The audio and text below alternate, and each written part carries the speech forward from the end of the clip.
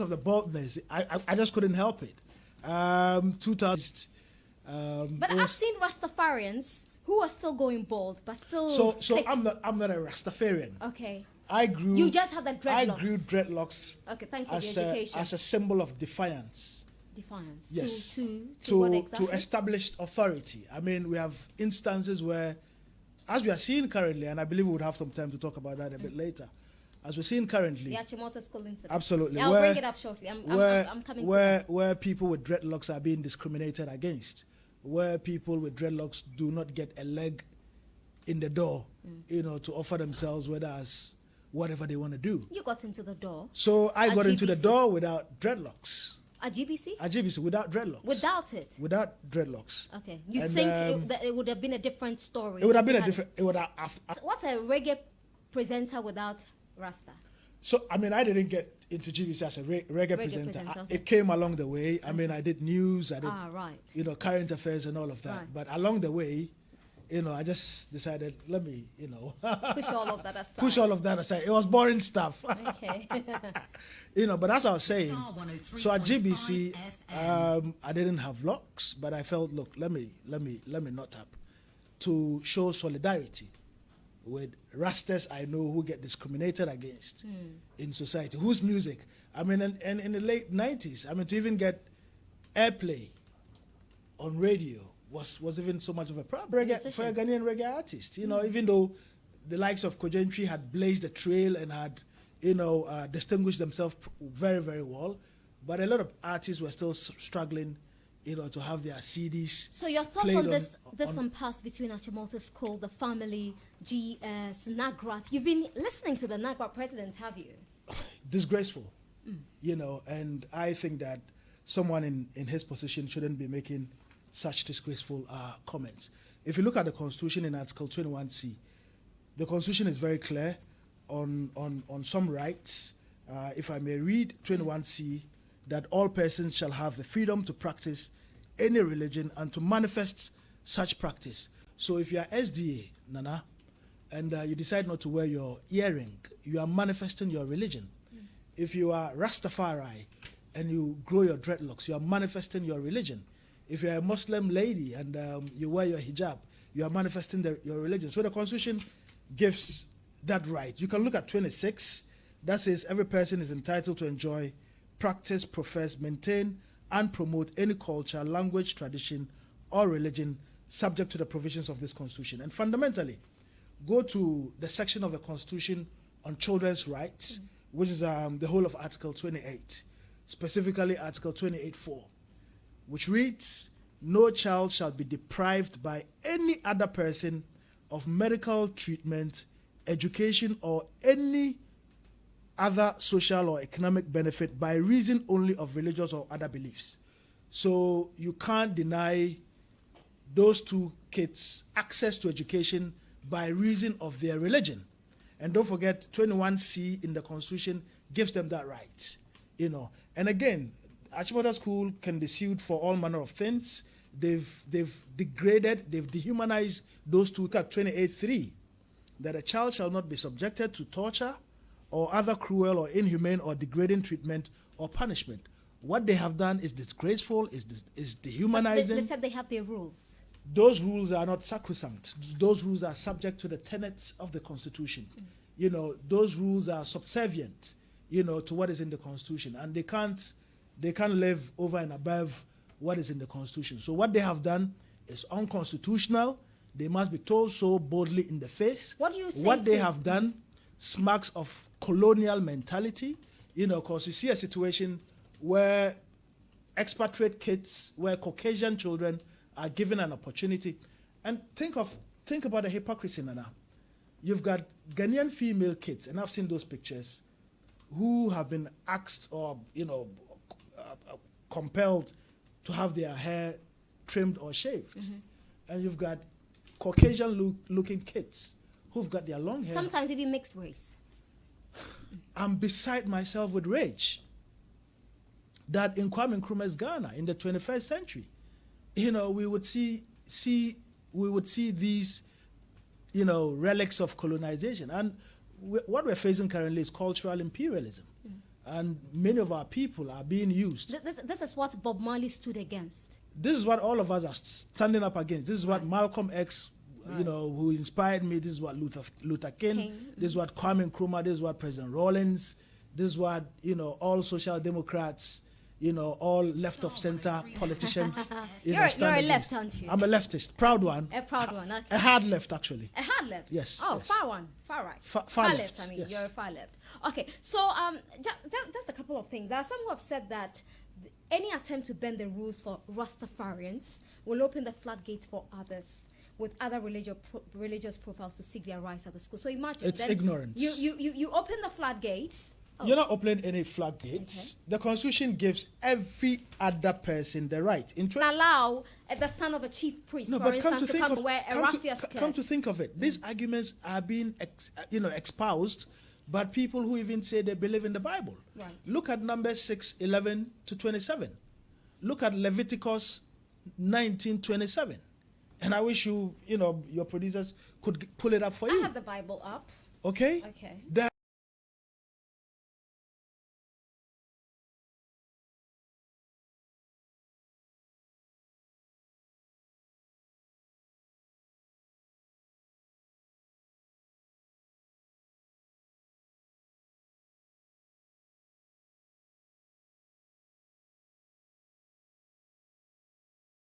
We profess to love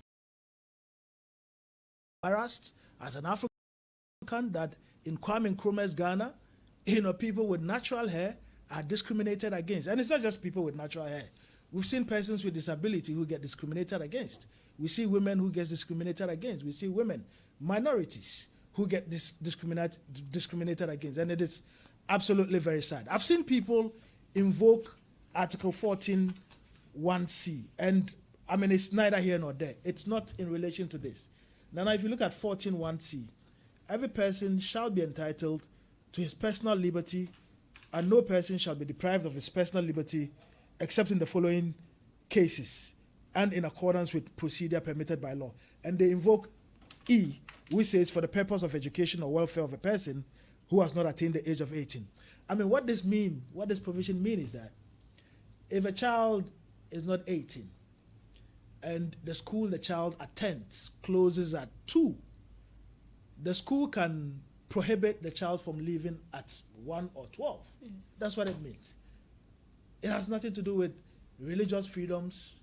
Nagrat says if we allow this, there will be chaos. It's ignorance. From Nagrat? It's complete ignorance. What do you make of GES's youth? Flip-flopping. Yeah. Very embarrassing, isn't it? Now, kins the hand of GES, because GES is more or less a regulator. Now, if you've issued a directive as a regulator, and one school decide that, or a headmistress decide that she's not going to abide by that directive, what any serious and responsible regulator does is to invoke punishment and sanctions. And I expected the Ghana Education Service to invoke some sanctions and reprimand the headmistress, for the position that she's taking. It weakens GES's position, because tomorrow if somebody violates a directive from GES would find it very difficult to be firm, to impose sanctions, and people could make reference to a precedent. So I think there wasn't leadership on the part of GES, and these kinds of bumbling, flip-flopping, it doesn't help anybody. Okay. And I want to move away from Achimota School, the Rasta. I hope that there is a solution found very soon, because I feel bad for the poor young boys. I'm hoping that, and let me, if he doesn't, I know the president also has a lot of respect for Rastas. I know that for a fact. Yeah. And I'm hoping that... And he's a product of Achimota School. He's a product school. I'm hoping that there would be some direction, that, look, we can't entertain these kinds of things in Black Africa. In Kwame Nkrumah's Ghana. This is unacceptable. Okay. I want us to talk about your beloved party. The great NDC. The only party that can advance the interest of all the people of Ghana. Really? Yes. So why are we where we are now? We are where we are because of a flawed electoral system. Before 2016, it wasn't kosher in Ghana. It wasn't kosher. No, but look at what is happening in government today. Nothing compared to what you experienced in 2016. Look at fuel prices. What did I experience? Hardship. Currently, people are parking their SUVs. Before 2016, there was no hardship? As a matter of fact, I had to park my SUV at some point and ride a bicycle to Parliament. I saw that. I mean, was that a show-off? It wasn't a show-off. You were just protesting, right? It was to accentuate... You were not broke. It was to accentuate... the feelings of the fed-up man in the street. But that was beautiful. I mean, it made a nice news day. It did, but it also drummed home, absolutely, the concerns of the people. And I think those concerns are still real today. People are still feeling the heat. We have seen one broken promise after the other from the president, who's had a lot of goodwill, who had promised to curb corruption and to fight corruption head on. Unfortunately, we see a lot of sleaze. Take the Auditor General's report currently before Parliament and look at it. It's very, very unfortunate. This was not what the good people of Ghana were promised. And I'm really hoping that currently they've run the economy to the ground. Have they? They have. How? They have. They've run the economy to the ground. There's no fiscal space. They've wasted monies that were meant to ameliorate, that were meant to ease the burden. They've wasted. I mean, on campaigning. And it is one of the reasons why Domlevo was elbowed out. You believe they use state funds to campaign? Absolutely. How? I mean, you followed the 2020 campaigns. You would hear people say, "Oh, we are bringing you COVID-19 relief funds from Nana Addo Dankwa Akufo-Addo." This is public funds, and they did it in a manner that is so subjective, in a manner that targeted only supporters of the MPP.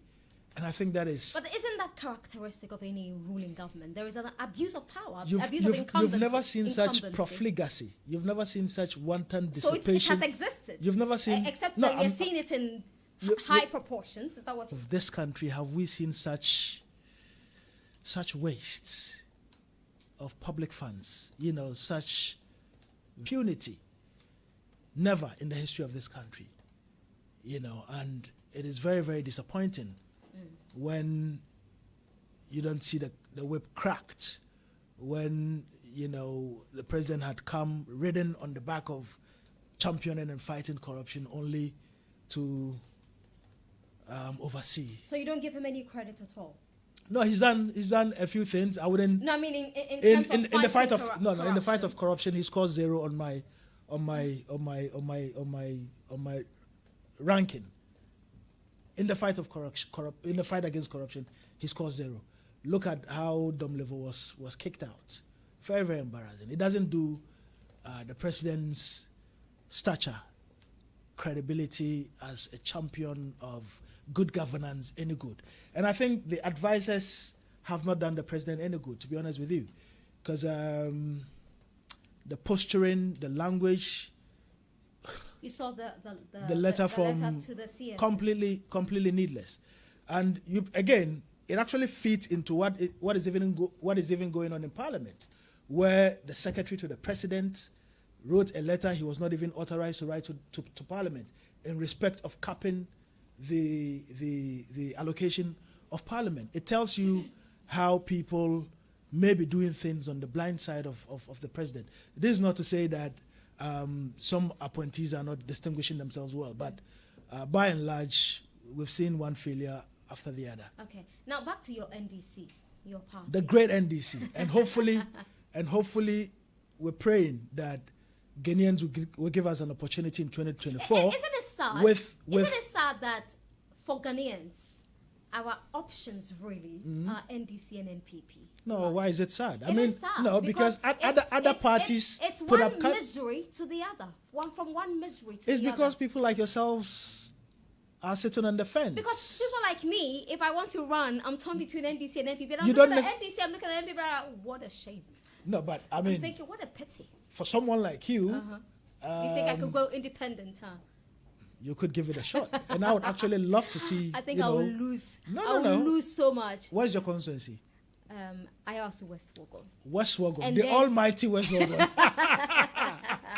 then I could do Cape Coast North as well. You should, Yeah. and hopefully on the ticket of the NDC. Oh, we would really? be happy to, Really? to have, young women who can champion the causes A of lot of things have to change in both the NDC and NPP to attract a lot of young people who really, really want to run. What would you like to see changed in the NDC? I'm not going to tell you. You No, have, no, you have to pay me money as a consultant. No. And again, no, I'm not here to answer questions. We're having a lively conversation. Absolutely. Absolutely. Now back to NDC. Now, this is the presenter in you coming out. You miss GBC. I really miss sitting at that side of. Once in a while, you should pass by. I hope to. Yeah, once in a while, you should pass by. We'll be happy to have you around. So, your party has been on an expulsion spree. It's not an expulsion spree. I mean, people have misconducted themselves, and I think it's long overdue. I mean, some of our executives, including from my own constituency, misconducted themselves. Okay. The party didn't crack the whip. In some other constituencies, we lost seats simply because one constituency chairman decided that he doesn't like the MP or the candidate, so he'd sabotage the campaign. We've seen this up and down the country. I have said that the NDC ought to have a radical change in the way we do things. So I welcome it wholeheartedly. Alote Jacob says that the committee that sat and decided that he should be removed from the party, he described them as brainless because he left the party a couple of weeks ago and he communicated that only for him to receive a letter 2 weeks later that he's been expunged from the party. I mean, I'm not going to respond to my friend, and he's a comrade. Is he your friend? He's a friend, yeah. We go way back, many years, and so the party could have forgiven him. It's unfortunate that things have come to a head. It's unfortunate we've lost a member, but in building a party, sometimes you need to. What does the Bible say? If that your right hand offend you, you should cut it off. Yes. So if I almost misquoted it, but thank you. Yeah. So if Alote Jacob is hurting us, if Atubiga Stephen, my brother, whose comments are incendiary, speaking from a position of pain. Look, because I'm the last person, and you should know me by now, that I'm the last person to say we should begin to gag people. I speak my mind. Okay, but you don't do that to violate the tenets of the constitution of the party. We can be very critical, and I have been very, very critical. I think the direction of the party at this point ought to be forward-looking. Do you think Kwakwa Nyidoho should be? I'm not here to discuss Kwakwa Nyidoho. But since you said the party must crack the whip. So anybody who's sabotaged the party. Has he sabotaged the party? I don't know if he campaigned for us in the 2020 elections, but if he didn't and his comments were anti-party, why not? That is how you build a party. And we would not have lost some seats we lost. Places like Myong, sadly. That was the first time, right? I mean, I almost that was wept. Devastating.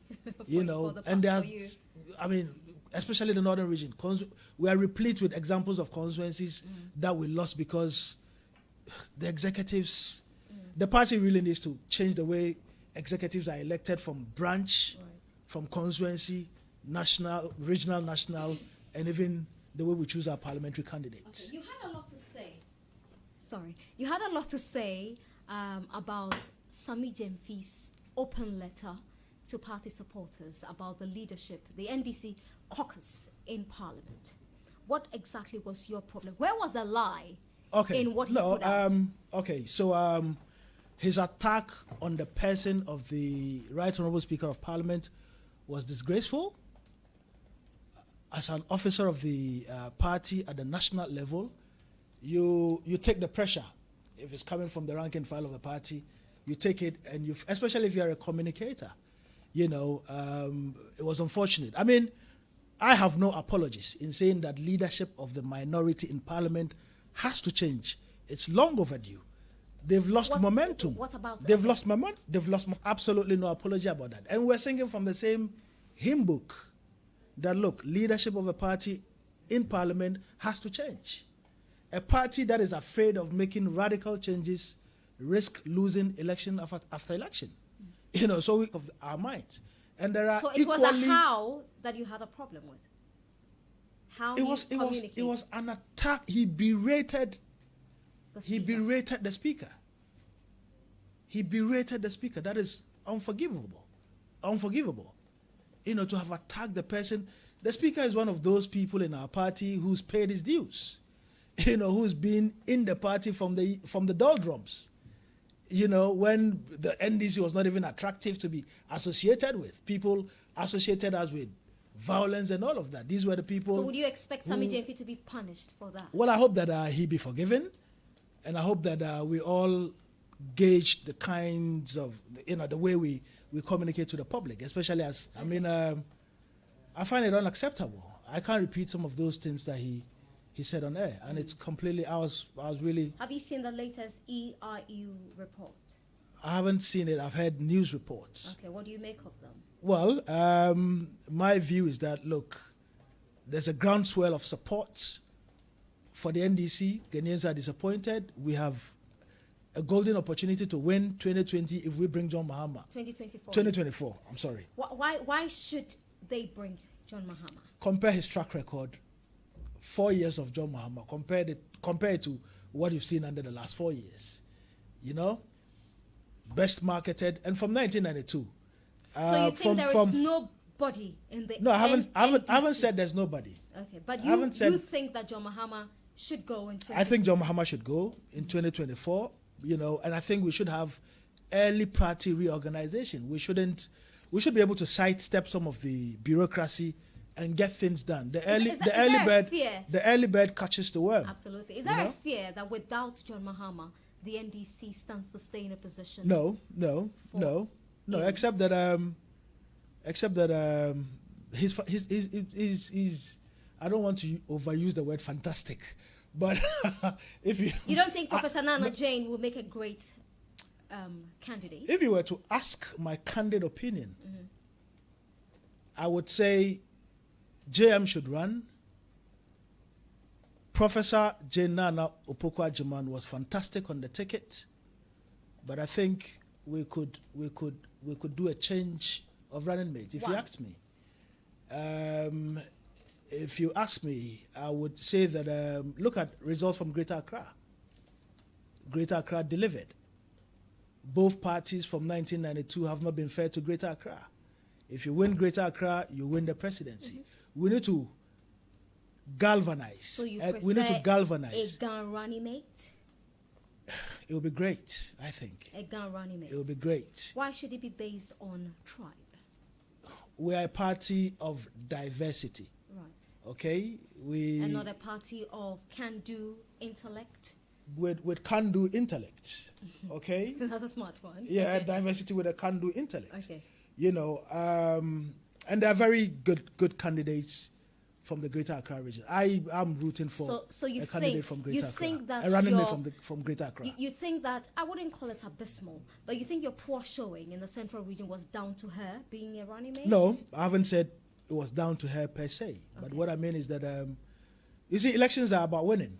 And all win be win. Yeah, I mean, for someone who's been talking a lot, you've paid glowing tributes to women.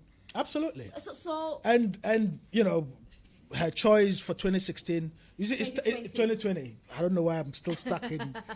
My mind is still. It's a loss you haven't been able to get over. It was a gargantuan loss for the NDC.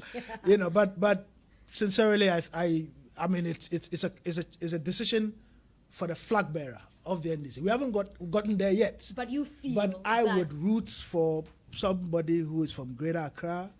Why not from Kunbumgu? No, obviously you can have a northern. Okay, so ticket.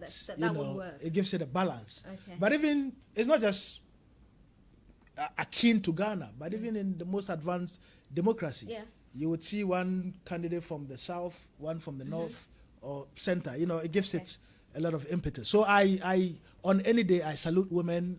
I support women empowerment. But 2024, if I were President Mahama. So if they go for a woman and don't forget, you wouldn't mind a woman who's gone. Absolutely, and don't forget, he himself has been a beneficiary of a changed candidate. I mean, Prof had Martin Amidu in 2000, changed him changed the candidate in the person of Mohamed Mumuni in 2004 and changed in 2008, right? So President Muhammad had been a beneficiary of that system. Okay, he wasn't changed in 2012, was he? Or because no, I mean he was vice then. So. He was vice then, Right, so it wouldn't have made sense to change him. All right. So let me just paraphrase that. And I have a candidate in mind, though. In the future, we'll talk about it in the future. Me. No, is that a woman? No, when JM gets the nod as our candidate for president, and that's what you're praying for. And that is what I'm praying for, and that's what I'm going to work for.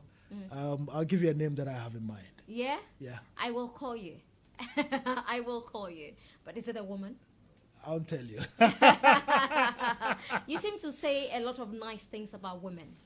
I've been a fantastic advocate of women. At what point did you start abusing women? I don't abuse women, and that's an unfortunate charge on me, Nana. No, it's a question because I'm building up.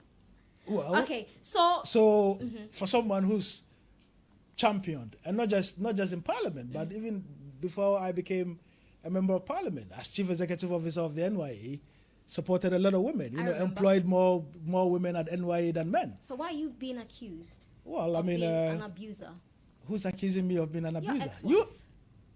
My ex-wife. Yeah. Really? Yeah. You know this. You wrote a whole epistle. I mean, I've read it so many times. I still have to go back and start. She accuses you of being an abuser. She's entitled to her opinion. I've expressed my side of the story. Did you ever abuse her? No.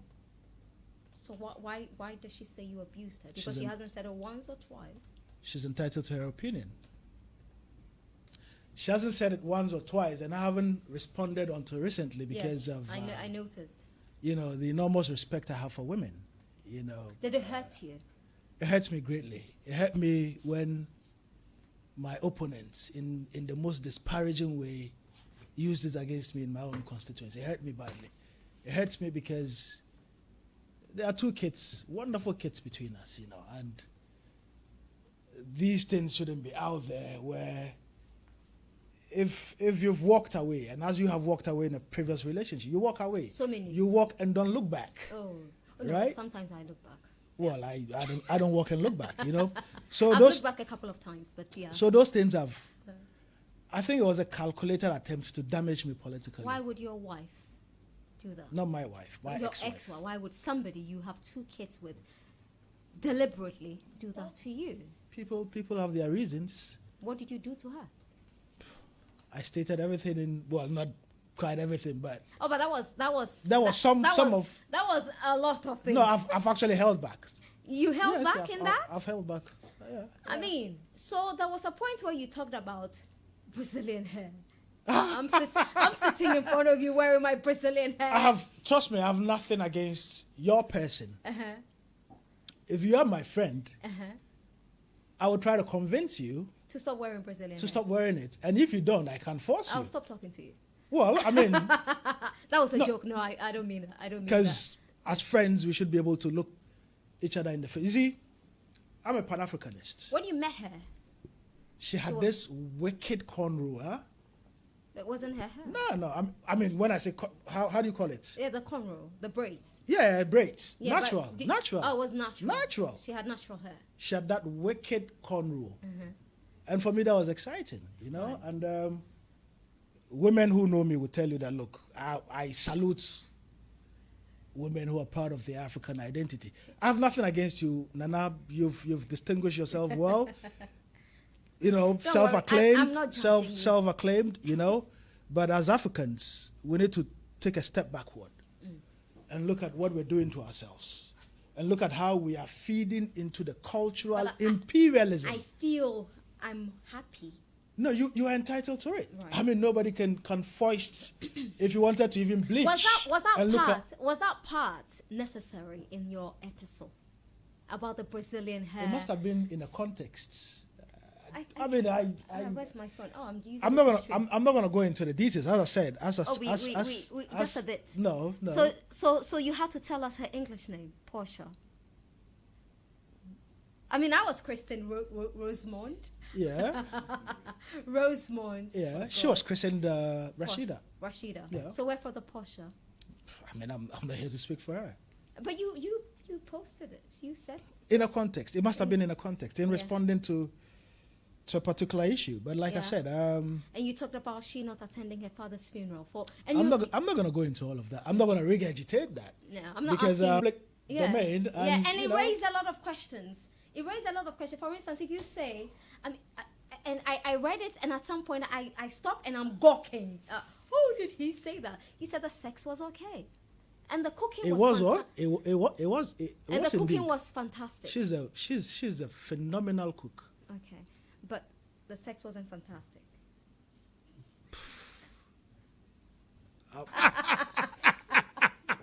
Forgive me. No comments. But are you provoked when you hear stories of No. spousal abuse? I'm outraged, not just provoked.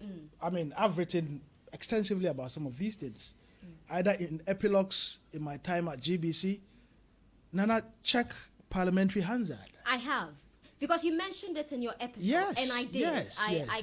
got a friend to get me. I've stood up for women, you know, and it's not appropriate for spouses to physically abuse each other. So the first time you heard it, what ran through your head? Oh, I mean, I've got a thick skin. You As a mentioned politician, you know, you get insulted a lot to the extent that sometimes they bring up your mother. You develop a dead goat syndrome. I like that. To the extent that Yeah, you know once upon a time. these things don't hurt you, but when it's after one, you know, someone you've Do you shared. still love her? No, I've got two beautiful wives. Okay, I'll come to that Okay. shortly. But there were text messages, WhatsApp messages that were. You know, I hear there was some. But were you told what the content of these? Trust me, I couldn't have been bothered You couldn't because be bothered. probably some damage. So for control you, or some- you put your truth out there, and that's some of my truths. some of your truth. Some of it may find its way in my memoir someday in the future, but you know. But did she really ask you to sack your secretary? Yes. Why? She wanted me to hire her as my secretary. And you found that ridiculous. I found that outrageous. Maybe she felt she could do the job better. Or She's my wife. people work with their wives. What's wrong with that? This is public office. Okay. I swore an oath to protect and defend and to provide opportunity. I couldn't wrap my Did she at any point? leftist good governance head around Yeah, it. the lefts. Did she at any point harbor any suspicion? I mean, it came up, which is A suspicion which is with you and your secretary? is a very decent woman, and I find it unfortunate when women unnecessarily accuse their husbands of cheating with people they are not cheating with. You know, And that was the there's accusation. never been a relation. I mean, Mary Efienkoko. For want of a better word in I English, get you. Mary Efienkoko. Yeah, I get it. So you found it utter ridiculous that she wanted you to fire her and hire her. Someone who's gone through the process, public service, recruitment process, very qualified, you know, a degree holder from the University of Ghana. I mean, that is... Does she still work with you? Well, she still works at NYA. Okay. Yeah, you yeah. I know, mean, that was when you left. Yeah. Even though I brought her in, but she still works at NYA. Yeah. Okay. Yeah. So you never asked for a comeback? Okay, so when people divorce, when people have issues, they try. Are you divorced? Has the process gone through? Yes. Okay. As far as I'm concerned. Okay. When people are having issues, they'll try to sort it out. You know, so they'll bring in elders, they'll bring in friends, and there were senior people who got involved. I mean, the likes of the Speaker himself, the Speaker of Parliament himself tried to intervene, you know, very respectable persons, because I had gone for a campaign, you return after several months and, you know, your family's gone. You can even imagine how traumatizing that experience is. But you abandoned her during the campaigning. It's a conversation. Had a fresh It's a conversation. It's a conversation. Right. Because I'm a politician, I try to sort of get us to time things, you don't want to be having a baby during elections. Yeah. But of course, when a baby come in the way, you can't say because it's an election, so the baby should be aborted. But it wasn't something that you felt that your spouse would have understood the situation. I had put in so much time, energy, effort, resources. And it wasn't like I was away all the time, You make time, you campaign a bit, you return a bit, show your love, But, I mean, it's all in the past. Let's talk about my 2 wives. I will come to them very soon. So, at no point did you ask? No, like I said, I mean... for a comeback. No, like I said... to rekindle. Like I said, look, when people divorce, or when people separate, when they have issues... Ras, I'm just asking a simple And I'm answering your question. Okay. I've answered it, and I'm going to reiterate it. Okay. For instance, the Speaker of Parliament, then Deputy Speaker of Parliament, got involved. Okay. In bringing us together. All right. Senior people from my party who thought... So as far as you're concerned, So you just wanted efforts, things to work out. Efforts were made. Okay. It wasn't like, okay, I'm so irresponsible, the mother of my 2 kids has left, and so you wouldn't make any efforts. Look, no child should live separately from their parents. Okay. Because the WhatsApp messages being circulated, I haven't seen them.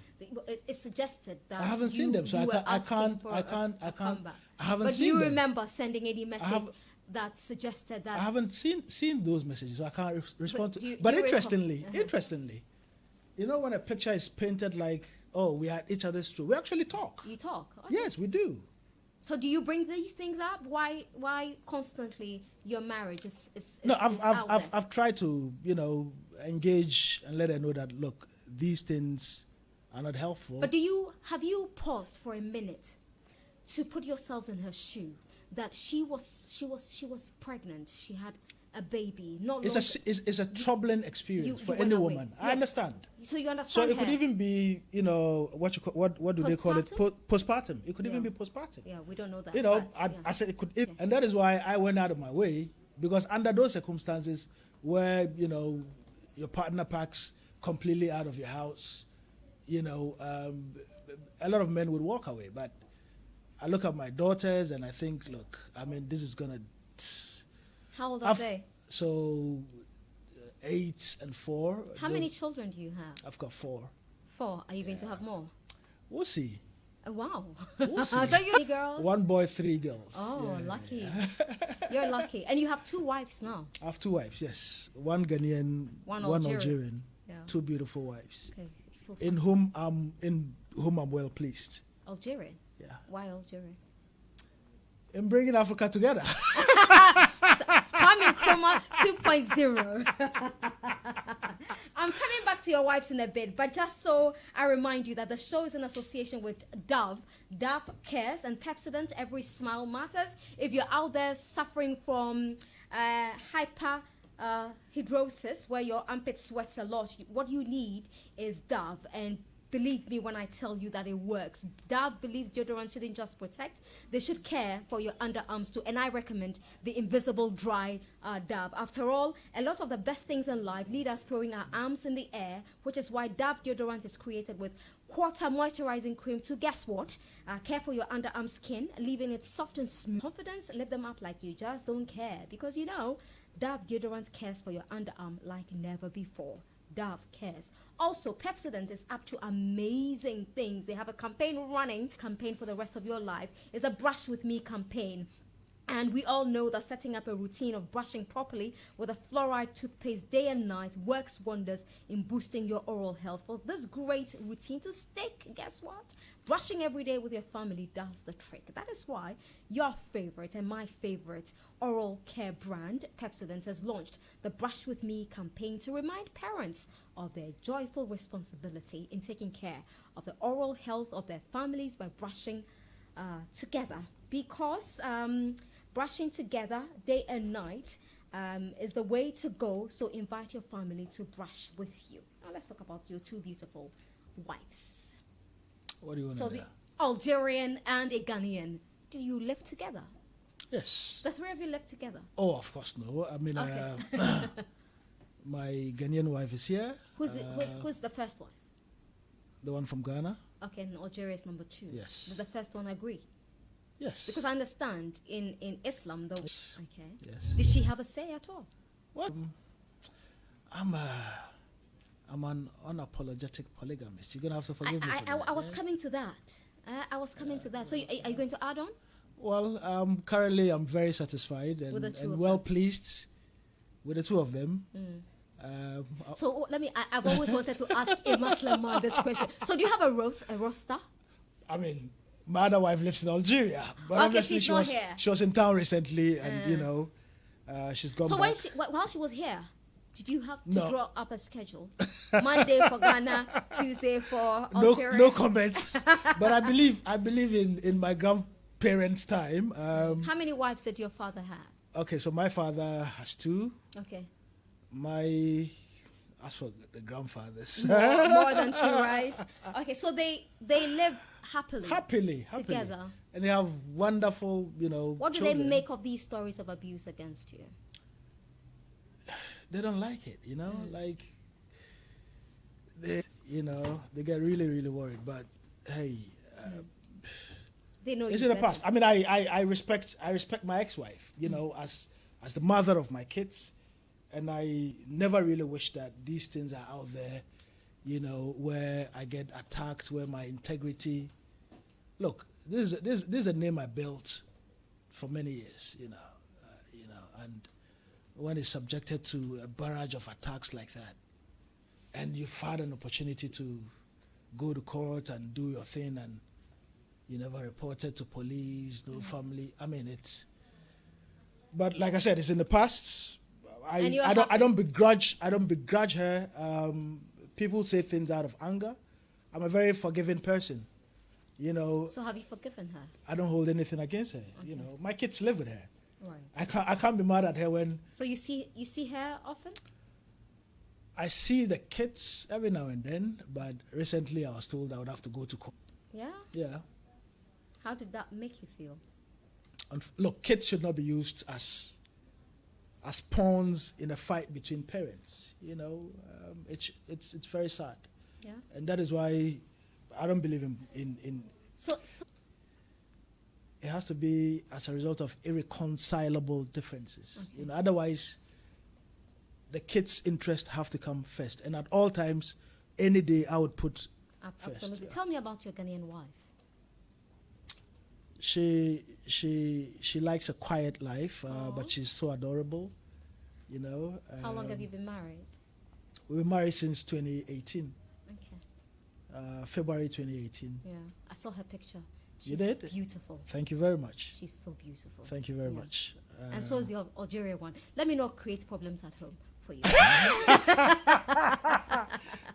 And she's listening from Algiers. She's right. watching from Algiers. Yeah. Before I get, I saw your wedding pictures with the Algerian as well. My goodness, she's drop dead. Gorgeous.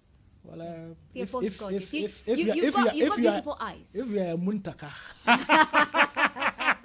you've got eyes for the finest things. Right. Is she related to Muntaka? That's his daughter. So you are married to your cousin? Yes. Because you mentioned that Muntaka is your uncle. Yes. How are you married to your cousin? Isn't that incest? My goodness. It's just a harmless question, no? That's no incest. But what is it? Incest is when you're marrying your sibling. direct sibling. So you're okay married to your cousin? Absolutely. Why? No, but there are a lot of such intermarriages, in Ghanaian society. Yeah? Yeah. I can imagine married to my cousin. Think about that cousin that you missed out on marrying him. No, that's none. So you're married to your cousin? What's the big deal? Wow. I mean, I find it a big deal. Oh, no, it's not a big deal. Especially for Dagombes. Ah, okay. You are a Dagomba. Oh, I know one Dagomba word. Nam. From my friend Empress Jamila. So you saw her growing up, this cousin of yours? I saw her growing up, and then I didn't see her again until 2017. And then? And then I'm like, whoa. Okay. Your okay. cousin. So okay. You saw your cousin and you went to whoa. No, I didn't go whoa. Let me rephrase. Let me rephrase. Okay. So I had a conversation with a relative. Is it Honorable Muntaka? I'm not gonna. I had a conversation with a relative about. Okay. about looking to settle down, having, 'cause politics, you need some level of stability. And he said, well, why? I mean, look no further. All your uncles and aunties have, wonderful kids, well-educated kids. You can look within as well. It doesn't necessarily have to be from without. Right.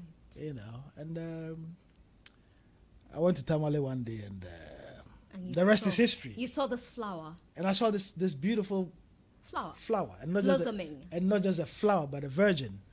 Oh, she was a virgin. Yes, she was a virgin. So that was the attraction for you. I mean, amongst other things, the cooking. Interestingly, you're fixated with cooking. No, and the sex. You see, they say a woman. Secret to a man's heart is through his stomach. Voila. Is that still true? I don't know, but but I like a good diet, a healthy diet. Yeah. Well, you look very healthy. Yeah. They try to keep me healthy. Yeah. Yeah. Yeah. All right. On that note, let me take a comment back. We have a few minutes to go. I'll come back and talk to Ras Mubarak about his love for other things apart from virgins and beautiful women and food, and of course the love